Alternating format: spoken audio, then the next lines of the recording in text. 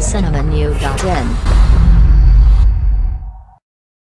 பொதுவாக ஒருவர் இறந்துவிட்டால் உடல் கால்களின் கட்டவர்கள் இரண்டையும் சேர்த்து கட்டிவிடுவார்கள். தீய சக்திகள் உடலில் புகாமல் இருப்பதற்கே இப்படி செய்கிறார்கள். ஒருவர் இறந்து பிராணசக்தி உடலை விட்டு முழுவதும் வெளியேறாமல் சுற்றி கொண்டே இருக்கும்.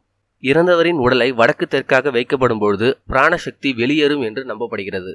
ஒருவர் இறக்கும் பொழுது கால்கள் அகலமாக விரித்திருக்கும். அப்போது தீய சக்திகள் இவரின் ஆசான வாய்வு வழியாக உடலில் புக முயற்சி செய்யும். அது இறந்தவர்களுக்கும் அருகில் இருப்பவர்களுக்கும் நன்மை பயங்காது.